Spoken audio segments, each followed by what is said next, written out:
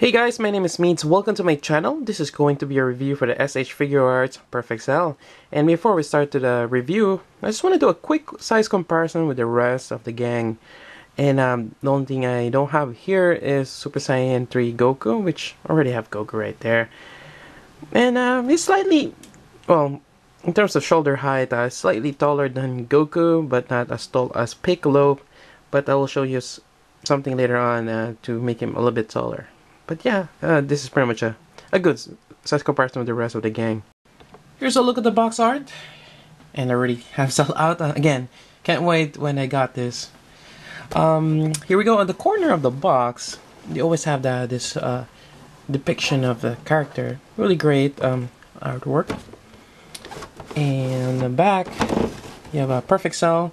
A lot of the text is in English. Let's see, there we go. And again, this is marketed towards American community or consumers.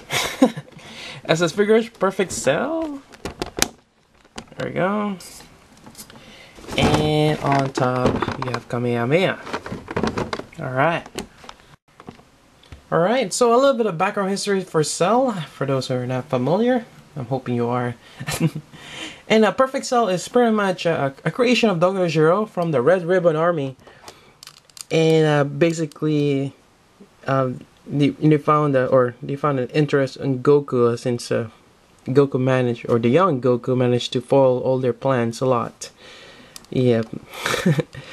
And well, also he's a strong character, so they grab genes from him along with the other world's greatest warriors at that time, which is also Piccolo, I think maybe Krillin.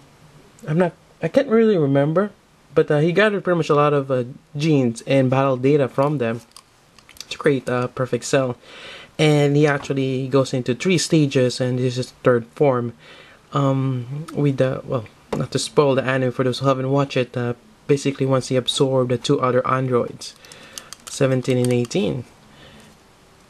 And pretty much create this amazing warrior, and it's kind of like it's like a grasshopper. Pretty much that's what it looks like.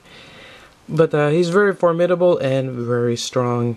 Pretty much that's what led actually just now even with Cell, but what kind of made triggered Trunks to go back to the alternative path, to kind of save everyone else, to warn them about the impending doom of the androids.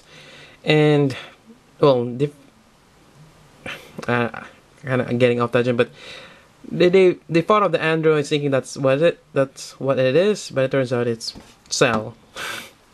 One thing led to another. But anyways, here we go. Here's a figure, very poseable, very articulate, and really nice. Can do a lot of poses, kicks, the knee, it's segmented, which is really cool. So also the elbow, and you have movable wings here. The tail, well, it's already retracted. He doesn't need it, so it just stays on the back. It is kind of pointy. Then you have the head, the neck, which can move a little bit. Then you have the torso, a little bit of ab. And you have the heel, so a lot of posability. And let's see how far it can reach up. There's a shoulder armor right here, can move up. Now the question is, how tall is Cell supposed to be? Well, he's supposed to be taller than Goku, which we already shown in the beginning. But well, since he has Piccolo's Cell, he is supposed to be as tall as, maybe as tall as Piccolo, but as you can see, he's not. But I find that if you extend his waist, like right here, actually that's already extended, so so he's standing unextended like this, and let's see if I can Goku. So he's about, well, the leg spread a little bit, it's about the same height as Goku, or slightly taller. But if you extend this waist like so, and it's also his waist, you can extend it a little bit. Maybe this is tall as Piccolo, and I know it's kind of weird. Why do you have to elongate him? But it is possible, and if you want him to be as taller than Goku, yep. But I think he's fine the way he is. Maybe they will release the second form of Piccolo, where he's a lot bigger, or his first transformation, or his first form, where it's kind of the same build but a little bit more skinnier. Yep. Alright, so that's enough for that, and let's go with accessories and gimmicks. Alright, for face swap, you have actually this serious look, then you have the one with a smirk on his face, smiling, too good for you, and when he's mad. Some people pointed out that his eyes, or the pupil of his eyes, is a little big than portrayed in the anime. That's actually kind of true. It would be nice if it's a little bit smaller, but it's minor nitpicking. Alright, so let's see, how do I remove this? So what you do is you take off the head, or detach head, you take this out, and let's put the one where it's mad or shouting. There we go. So it just mounts there, and put it back. There we go. Now he's angry. Now there's also a pair of fold-up arms, kind of like Piccolo's. I tried putting this on, and this is really a pain to put on. I wouldn't recommend using this at all. I don't know why they keep making this folded hands. It's a nice gesture, but it just doesn't work. It's kind of hard to put on. They need to find a better joint design. You can always just fold his arm, kind of like so, and I guess it does the same thing. Alright, so hand swapping. One of the things I fear when Bandai figures. This is Figuarts and Ultrac. Just remember what happened to my Gridman. So anyways, this one just pops out. The great thing about this one, it's the same ball joint, but it's a lot bigger. So less breakage, I'm assuming. So let's grab this one here, which is this Kamehameha stance or fireball. Again, remember, when you're grabbing this, guys, pull it out, don't twist it. Well, I don't know why. It'll be nice if you can twist it. It's a lot easier to take out, but yeah, I mean, I just fear that it might break. Where is that other hand? There we go. Right, so I'm using this one here. Put it on. Come on. Sure, when you're putting the hands on, you have support right on the wrist. Yep, there we go. Now, other hands, I already shown you the pair of closed fists. There's one here where it's kind of like grabbing with his, or maybe a fireball. Then you have the full hand for blast. Actually, no, this was just grabbing. And you have another one for just a fighting stance. Alright, so that's pretty much all the hands. And here, we're pretty much lead up to, have him do the Kamehameha, and it's always a little tricky to do this. There we go. Maybe that should work.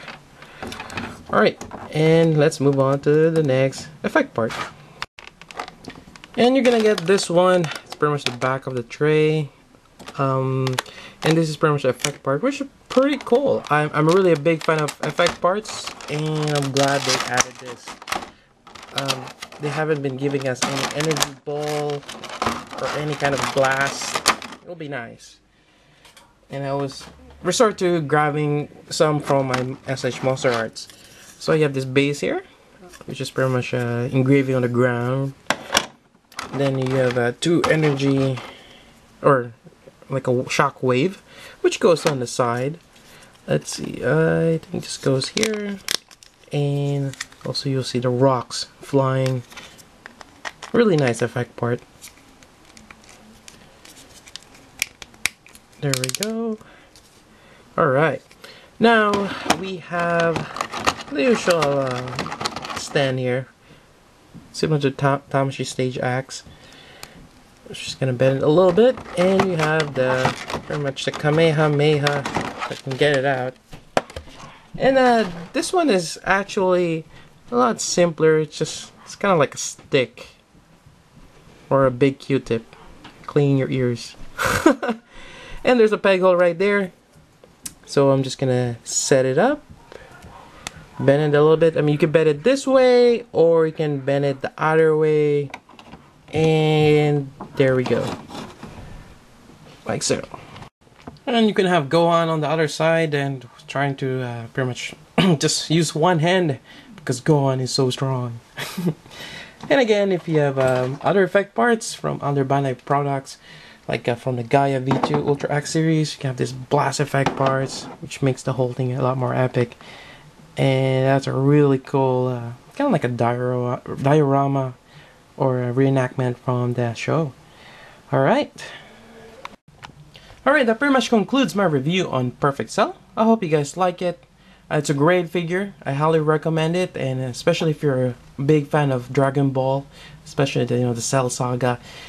And it's a really great depiction of Cell. The paint app, the articulation, it's pretty much spot on.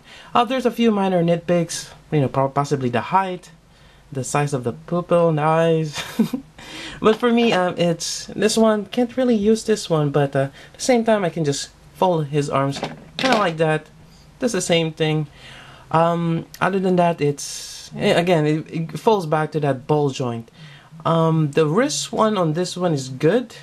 I don't have problems, but it's an ongoing thing with pretty much all my SH Figuarts, Dragon Ball. The neck. If you we keep popping it on and off to swap, the faces, and that gets loosened up, and I don't know the right fix for it for now.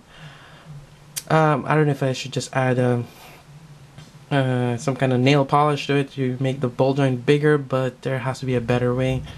Or I wish that in the future they swap it with a different kind, because it's not working. I mean, they're great figures, but after a while, it's more like they're just statue that you put in one pose and you don't touch it because it'll get loose. Anyways, I don't want to get sidetracked.